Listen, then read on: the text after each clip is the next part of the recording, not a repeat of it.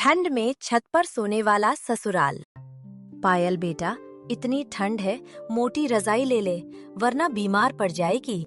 और ये दूध भी पी ले, तू बाहर नहीं जाएगी, ठंड लग जाएगी। मम्मी पापा, आपको हर समय मेरी चिंता रहती है। हमें हमारी बेटी की फिक्र क्यों नहीं रहेगी? पायल की माँ उसे कभी ठंड काम करने नहीं देती है। सारे काम वो खुद कर लेती है। ऐसे ही दिन बीतते जाते हैं। एक दिन सब लोग हॉल में बैठे होते हैं। तभी वहाँ पंडित जी आते हैं। अरे पंडित जी, कैसे आना हुआ आज? तुम्हारी बेटी के लिए एक बहुत अच्छा रिश्ता आया है। बहुत बड़े लोग हैं और बहुत अच्छे भी हैं। तो फिर देर किस बात की? ऐसे रिश्ते मिलते कहाँ है आजकल?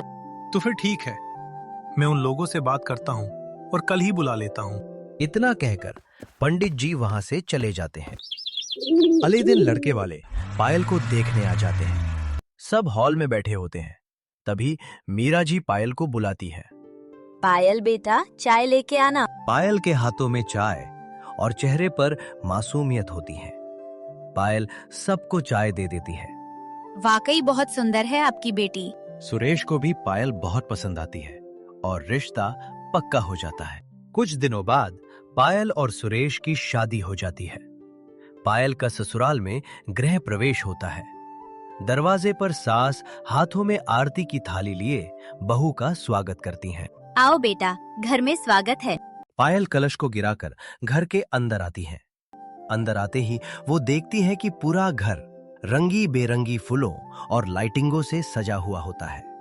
पायल अपने आप से कहती है, ये तो बहुत बड़ा घर है और कितने अच्छे से सजा हुआ है।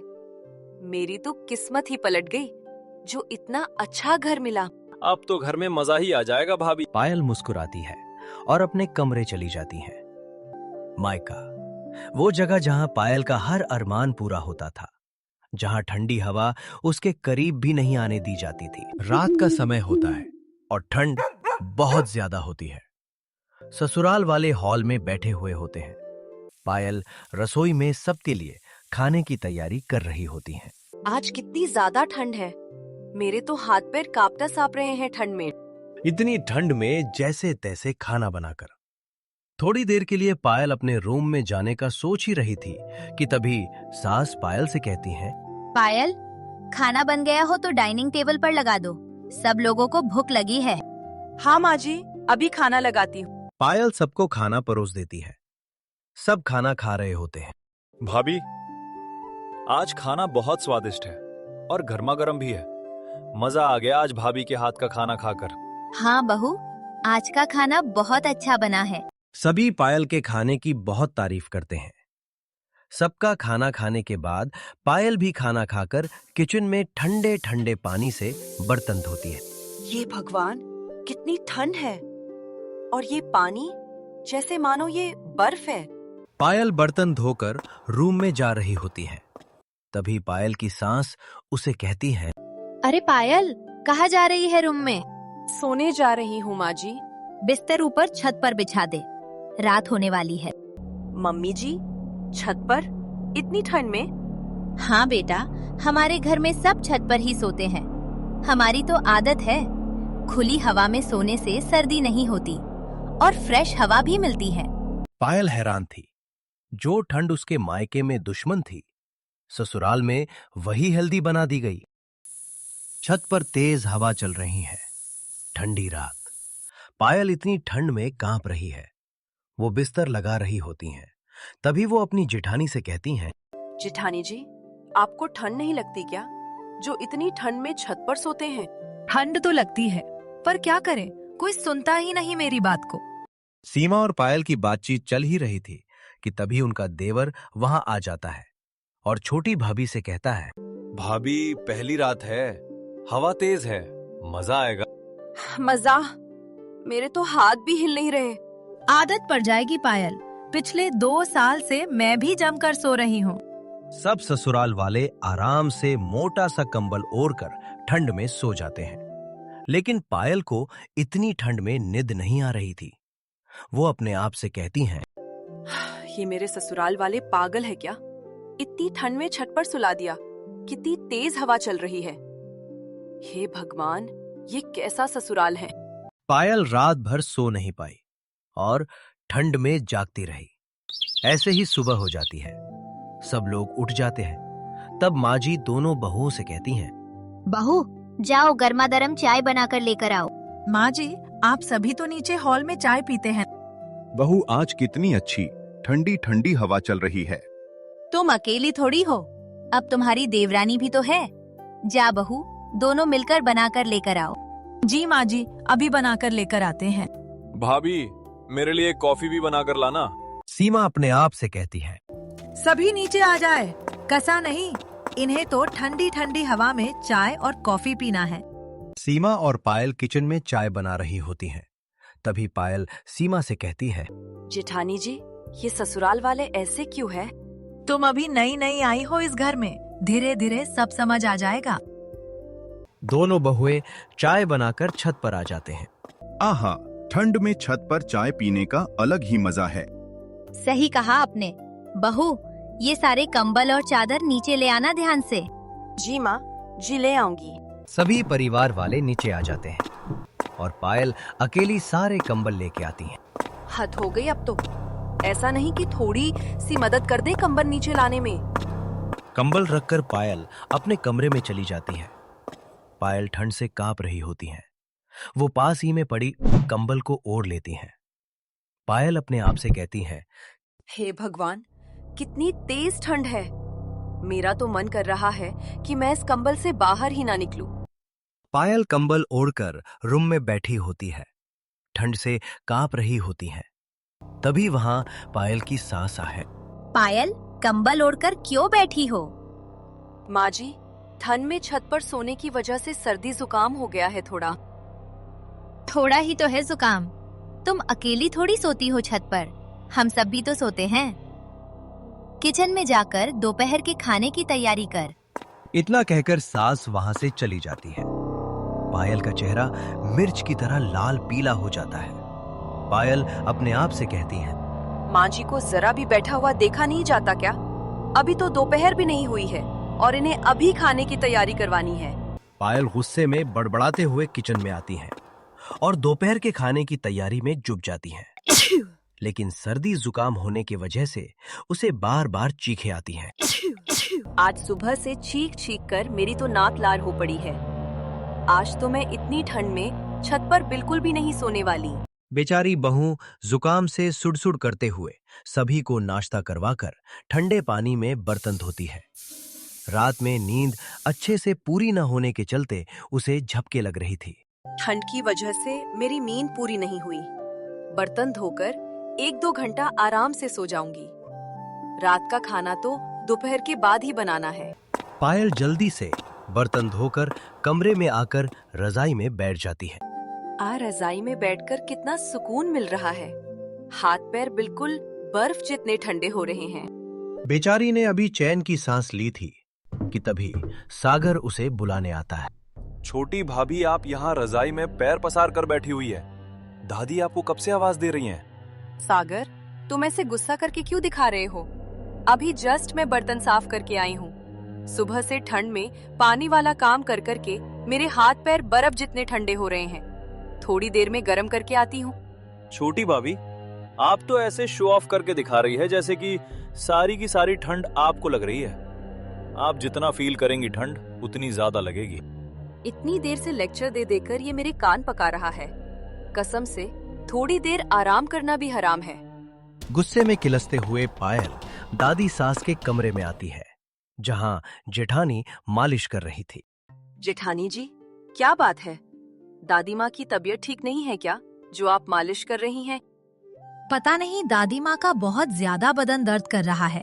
मैं कितनी देर से मालिश कर रही हूँ। मेरी तो बैठे बैठे कमर अकड़ गई। तुम कर दो? क्यों नहीं, मैं कर देती हूँ। हटिए। ये जेठानी तो 1 नंबर की कामचोर है। सही फंसा लिया मुझको। बेचारी बहू गुस्से में लाल पीली होकर दादी सास की मालिश करती है। अरे जरा अच्छे तरीके से मालिश कर, हाथों में दम नहीं है क्या?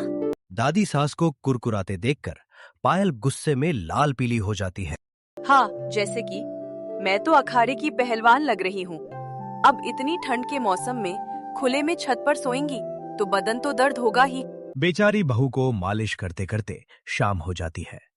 तभी पायल की सास आती है। छोटी बहू, शाम ढल रही है, खाने की तैयारी नहीं करना है क्या? पर मम्मी जी, अभी तो बस 6 बजे हैं। 7-8 बजे से तैयारी कर लूंगी। अरे बहू, 8 बजे से तैयारी करेगी तो खाना बनाते बनाते रात के 12 बज जाएंगे। ठंड का मौसम हो रहा है, जितनी जल्दी खाना खाकर सो जाओ वही अच्छा है।